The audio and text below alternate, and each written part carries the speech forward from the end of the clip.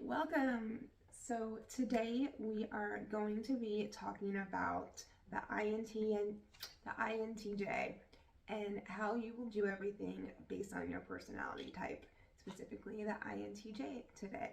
So I already did the INFJ, which I am, and I am very fond of INTJs because both the INFJ and INTJ have introverted intuition as their primary cognitive function. So they do have a lot in common. They are the two personality types that feel the most misunderstood growing up, and they are the rarest personality types. So this is, I know you INTJs know everything already, but this is just a really fun book, and I really think the answers, especially for the INTJs, a lot of them are pretty funny. I work with someone who is an INTJ, and whenever we work together, we end up, having these deep discussions. And a couple weeks ago, I was like, we have so much in common. I'm like, what's your Myers-Briggs? And I almost forgot about this. So the hospital I work at, I've been at for 6 years. And when I first started there, I was very much an advocate for everyone knowing their Myers-Briggs personality type. And I was talking to one of the nurses, and she was, in the same area. And she was like, that was the first time I took the Myers-Briggs personality test. I was like, oh, it was because of me? But she couldn't remember it, so she took it again. And I just kept saying to her, I think you're an INTJ. And sure enough, she was an INTJ. And then we went through this book and went over the answers to everything. So yeah, I do just want to talk about the INTJ just a little bit. So like I said, introverted intuition is your primary cognitive function. So if you're not familiar with what that is, who am I kidding? I'm sure you guys are. But it's basically you're taking in all this external stimuli, which is not our strong suit. And our intuition puts it together, and we come to see the full picture. And I was thinking about it, and I think that is one of the reasons that we are both good critical care nurses. Because when you have a critical patient, you have all this information, all this data, their blood pressure, their heart rate, their cardiac index, their urine output, everything. And we just have this like sixth sense about when they are starting to decline, and are able to prevent that from happening most of the time. But I believe it's just because our introverted intuition processes all that data, and we get the big picture. We are not into the small fine details, and we can kind of be stuck in our heads. I don't know if I'm the only one who uses my GPS when I'm going somewhere that I know how to get to. But if I don't, I'll end up missing my exit, because I've done it many times before. Another thing INTJs and INFJs have in common, perfectionism.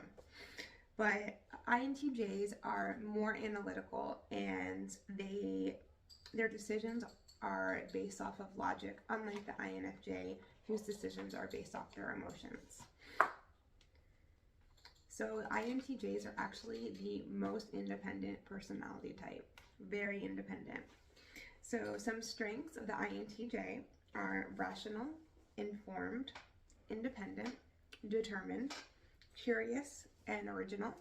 And some weaknesses: arrogant, dismissive of emotions, overly critical, combative, and socially clueless. All right, so let's get into the fun stuff, and it's how you will do everything based on your personality type. So what each personality type does at a party. So The INTJ takes scheduled hydration breaks in an attempt to reduce the impact of their inevitable morning after hangover. What each personality type is like as a friend. So INTJs, your friend who's in Mensa and sometimes rubs it in your face, but also has a downright fascinating mind, so you're okay with it. I thought that was pretty funny. Here's why you're still single. So INTJs, if you're single, this is why you're still single. You're single because you overanalyze social interactions to the point where it seems easier to just avoid them altogether. You'll get into a relationship when a hell-bent ENFP follows you around for a long enough period of time that you eventually just accept that you're dating. The most attractive thing about your personality type is your intelligence, of course. It's no secret that you usually have the highest IQ in the room. Everything that comes out of your mouth is an educated, thoroughly analyzed opinion, and it's difficult to champion your knowledge on almost any topic. You know your stuff inside and backwards, and it's hot. Here's how to attract each personality type. So to attract an INTJ, present them with a completely unprecedented way of thinking about something they were previously decided on. You'll shake their foundation and win their admiration. Who probably has a crush on you based on your personality type? So for the INTJ, who's crushing on you? The emotionally intense one. They're introspective, analytical, and artistic. You're intense, intellectual, and emotionally guarded. You may see them as overly whimsical, but they see you as a challenge. This emotionally intelligent type wants to break down your walls and understand what's beneath your cool, rational exterior. Though the thought of this may send alarm bells screeching through your mind, don't be so quick to write them off.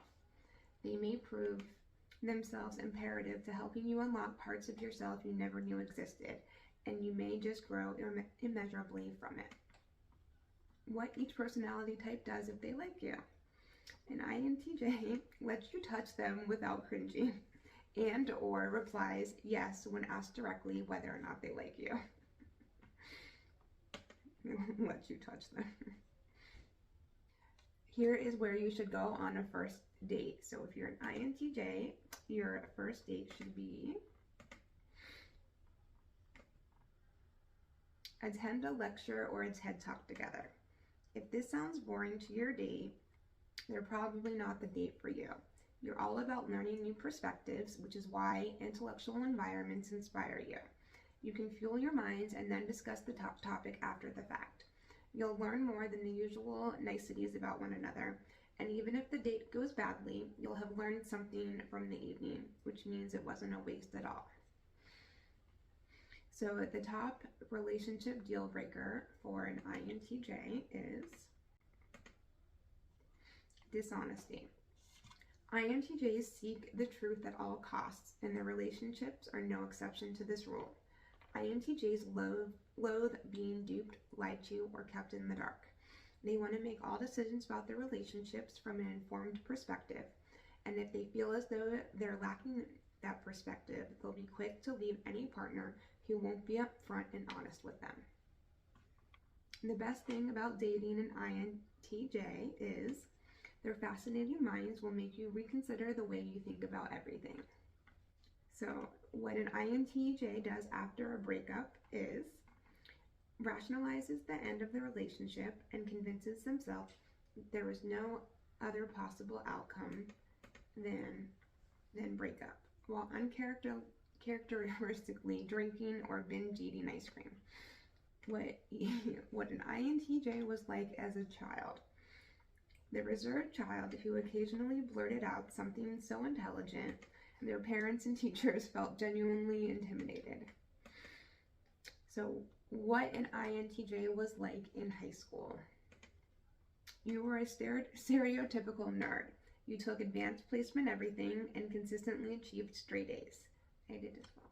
You didn't have much time for the politics or drama of high school because you were busy preparing your applications for Harvard, which you got into by the end of your junior year. High school was a largely uninteresting time for you, and you regarded it only as a means to the end of higher education. What each Myers-Briggs type does in college. So an INTJ does all the required reading for the upcoming year over summer break and spends the remainder of the school year feeling vaguely annoyed with his or her classmates who just cannot seem to keep up. What an INTJ is like as an employee. The employee who is constantly submitting complaints to the HR department about the ineffective nature of shutting down the office very early every second Friday to attend the ESFP's beloved office karaoke night. So what an INTJ does when they're sick. Pops some drugs, ignores their sickness, and grows steadily more annoyed each time someone asks them how they're feeling. So what an INTJ does on vacation. Selects the optimal hotel, dining, and entertainment options by methodically narrowing down a list of possible selections prior to the trip. What each personality type is secretly smug about. So an INTJ is secretly smug about understanding all of the deepest, most intimate truths about how the world works, but not sharing those truths because the commoners wouldn't understand. So what each Myers-Briggs personality type does when they're angry and what they should do instead. So what an INTJ does,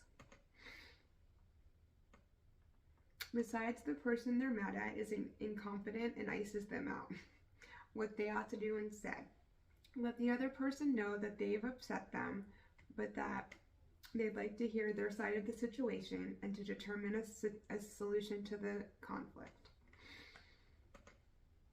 Here's which bratty behavior each personality type needs to check themselves for. So the INTJ needs to check themselves for assuming they have nothing to learn from others. INTJs are incredibly knowledgeable and they know it.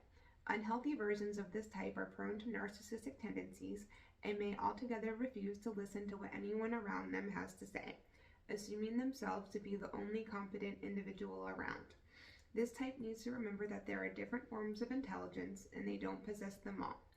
Chances are they have a great deal to learn from those around them, even those that they initially deem incompetent. So this is how an INTJ prepares for the holidays. They attempt to explain the inefficiency of gift swapping to their family, but ends up reluctantly sporting their mother's annual holiday scarf while they hand out gift cards. So here's what happens when each personality type makes a New Year's resolution. So when an INTJ makes a resolution, I resolve to listen to the opinions of my less intelligent underlings. Outcome. Derives motivation from the opinions of commoners to fuel a series of research projects that prove everyone's opinions to be indisputably wrong. Oh, I love it.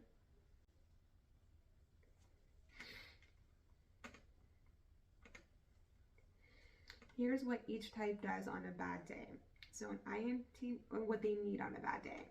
An INTJ needs a good book and the day to themselves to recharge. Here's what each personality type is afraid of. So the INTJ is afraid of being in the dark intellectually. INTJs aim to develop a comprehensive understanding of the world around them, and in order to do so, they need to learn as much about it as they possibly can. This highly intellectual type prides themselves on having a thorough knowledge of anything that interests them, and the idea of being held back from learning in any capacity is genuinely scary to them. So here is your mental age based on your personality type. So an INTJ's mental age is 80. INTJs seem to mentally age at twice the rate of most other types. Their lifelong quest for knowledge means they advance intellectually in leaps and bounds. They have little patience for the constraints of youth and tend to befriend adults from the time they are young. This type has the wisdom of an old soul and the unconquerable thirst for knowledge that keeps them growing and expanding well beyond their years.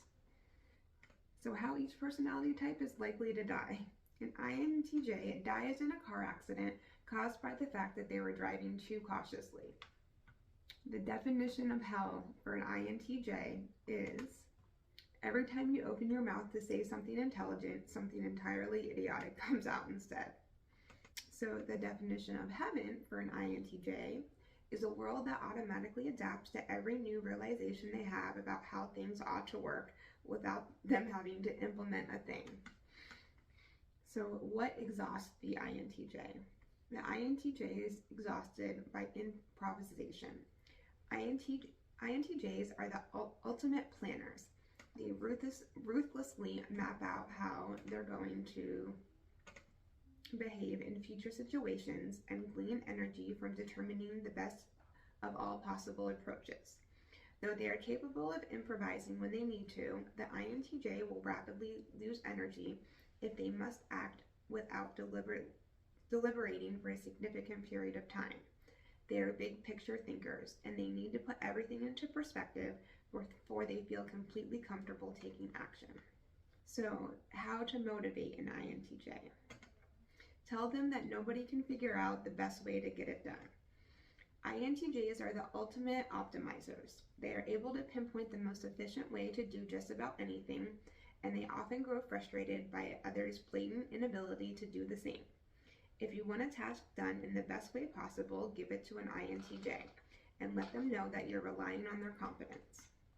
So the INTJ's kryptonite is sociality.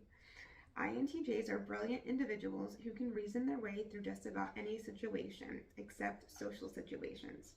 Before their introverted feeling is developed, INTJs often experience difficulty picking up on social nuances, which makes navigating the external world a challenge for them.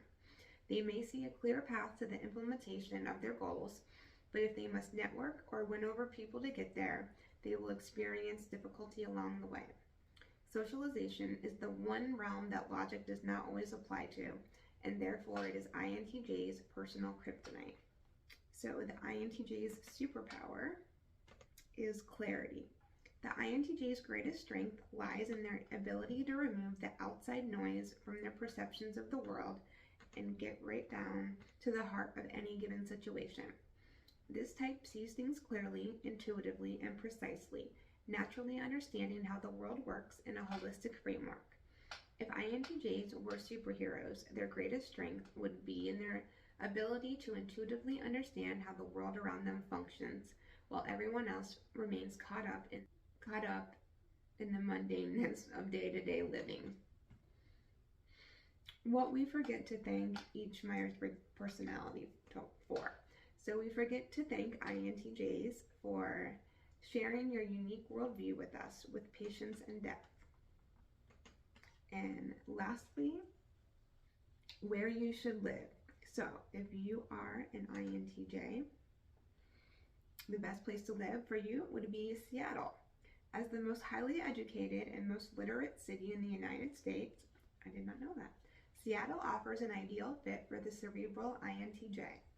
This type is open-minded yet guarded, curious yet hesitant, and private yet deeply intrigued by all aspects of the human experience. Seattle itself offers similar contrasts. It is progressive yet secluded, wealthy yet humble, and urban yet environmentally conscious.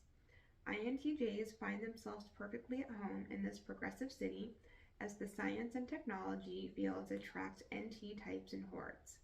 This means that they have an ideal peer group to share thoughts, ideas, and theories with. Plus, the gloomy weather tends to drive people indoors, so the INTJ is free to shut themselves away to work on their latest project. Alright guys, if you are an INTJ or you know someone who's an INTJ, let me know if you felt like these were fairly accurate in the comments below. And yeah, I hope you enjoyed this video. I'll see you later.